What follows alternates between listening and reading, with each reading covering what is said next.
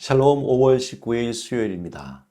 오늘도 우리에게 주신 하루에 감사하며 하나님을 전심으로 의지하며 복된 삶을 살아가시기를 주님의 이름으로 축원합니다. 이 시간 시편 말씀을 읽고 하나님께 침묵으로 기도드리겠습니다.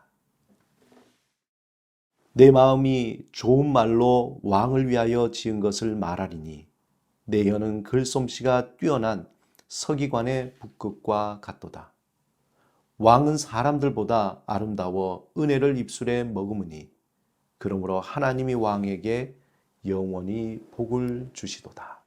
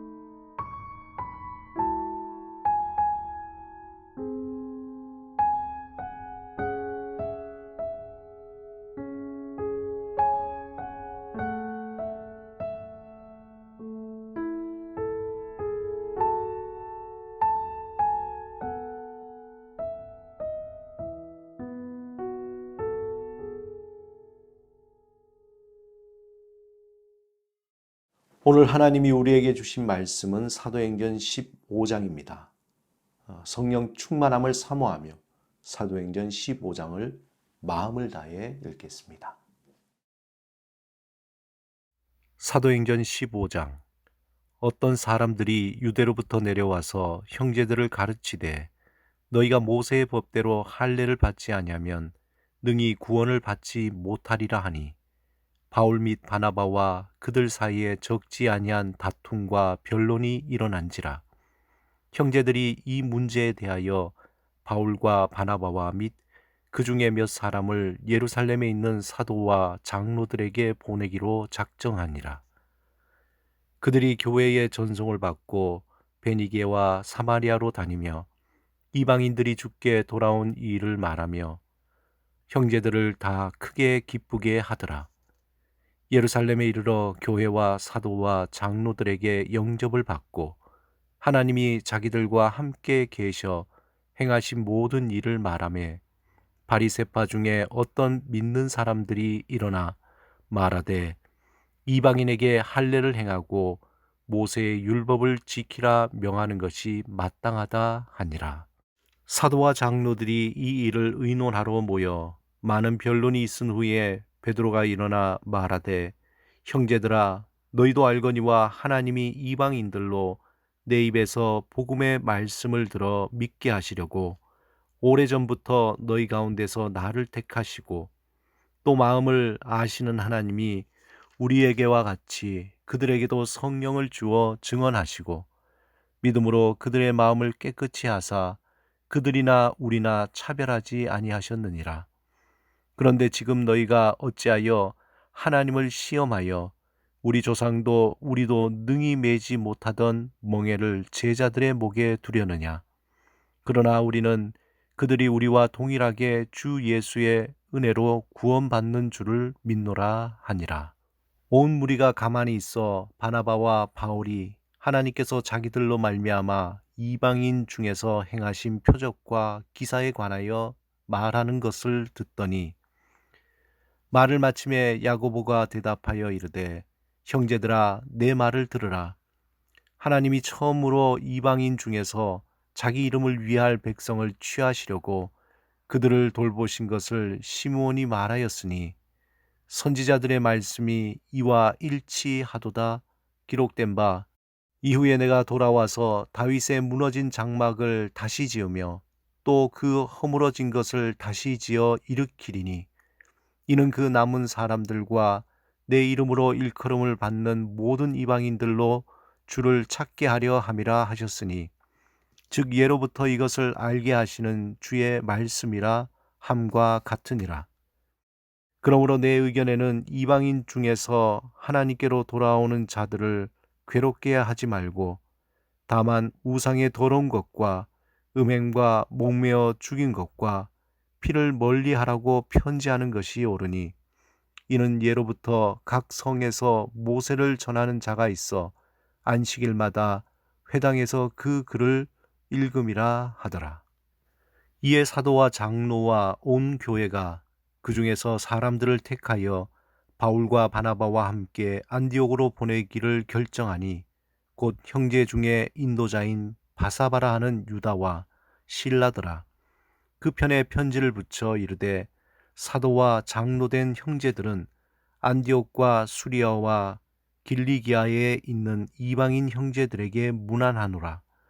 들은즉 우리 가운데서 어떤 사람들이 우리의 지시도 없이 나가서 말로 너희를 괴롭게 하고 마음을 혼란하게 한다 하기로 사람을 택하여 우리 주 예수 그리스도의 이름을 위하여 생명을 아끼지 아니하는 자인 우리가 사랑하는 바나바와 바울과 함께 너희에게 보내기를 만장일치로 결정하였노라. 그리하여 유다와 실라를 보내니 그들도 이 일을 말로 전하리라. 성령과 우리는 이 요긴한 것들 외에는 아무 짐도 너희에게 지우지 아니하는 것이 옳은 줄 알았노니 우상의 제물과 피와 목매어 죽인 것과 음행을 멀리할지니라. 이에 스스로 상가면 잘 되리라. 평안함을 원하노라 하였더라. 그들이 작별하고 안디옥에 내려가 무리를 모은 후에 편지를 전하니 읽고 그 위로한 말을 기뻐하더라. 유다와 실라도 선지자라 여러 말로 형제를 권면하여 굳게 하고 얼마 있다가 평안히 가라는 전송을 형제들에게 받고 자기를 보내던 사람들에게로 돌아가되 바울과 바나바는 안디옥에서 유하며 수다한 사람들과 함께 주의 말씀을 가르치며 전파하니라.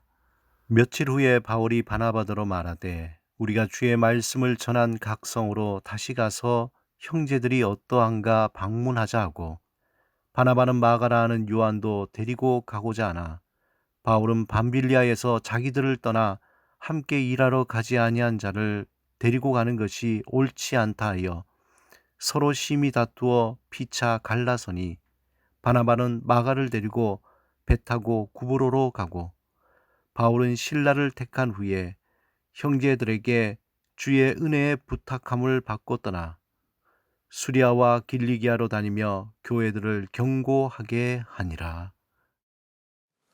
놀라운 하나님의 은혜의 저자인 필립 얀시가 오래전에 영국에서 열린 비교 종교 학회 회의에 참가하게 되었습니다. 그때 참가자들이 기독교 신앙의 독특성을 찾으려고 머리를 맞대고 토론을 했다고 합니다. 그들은 여러 가지 답을 하나씩 지워가기 시작했습니다. 성육신, 신이 인간의 모습으로 현현한 이야기는 타 종교에도 있다. 부활, 죽은 자의 환생 기사 역시 타 종교에도 있다. 이렇게 토론이 길어지고 있는데 C.S. 루이스가 방을 잘못 찾아서 들어와서는 이렇게 묻습니다. 여러분, 토론의 주제가 뭡니까? 그러자 그 질문에 동료들이 전 세계 종교 중에 기독교만 있는 것을 찾는 중이라고 말했습니다. 그러자 C.S. 루이스는 너무나 쉽게 대답했습니다. 그거야 쉽죠. 그건 은혜 아닙니까? 오직 기독교에만 인간의 행위와 노력이 아닌 조건 없는 하나님의 사랑, 무조건적인 하나님의 사랑을 말하고 있습니다. 그것이 바로 하나님이 우리에게 주시는 은혜이며 선물입니다. 우리 신앙생활 가운데 늘 기억하며 하나님께 구해야 할 것이 있다면 바로 이 은혜입니다. 죄와 사망에서 죽을 수밖에 없는 우리를 구원하신 하나님의 그 은혜, 좌절과 실망, 인생의 방황과 환난 속에서 우리를 건지신 하나님의 은혜를 기억하며 그 크신 하나님의 은혜 가운데 살아가기를 우리는 사모해야 합니다. 예수 그리스도 안에서 내려지는 하나님의 은혜가 우리 삶 속에 가득할 때에 우리의 모든 것들은 새롭게 다가오게 됩니다. 또한 우리는 모든 것들을 이길 수 있는 힘을 얻게 됩니다.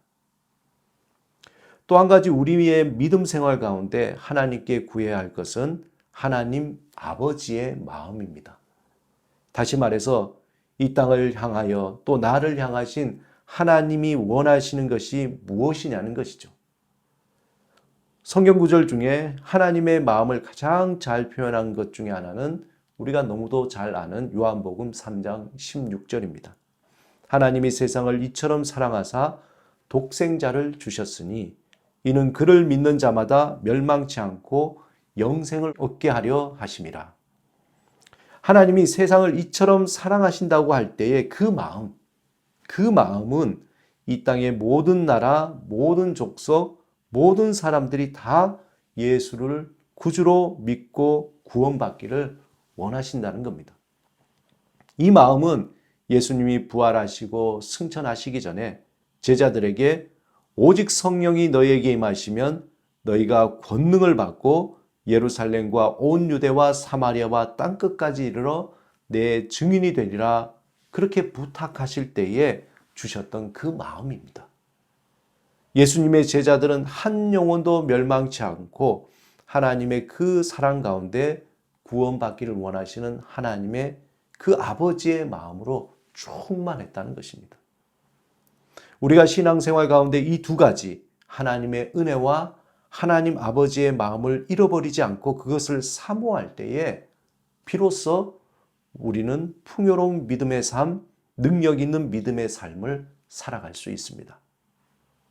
특별히 오늘 본문에서 야고보는 이방인에게도 구원이 있는가에 대한 그 논쟁의 종지부를 찍게 됩니다.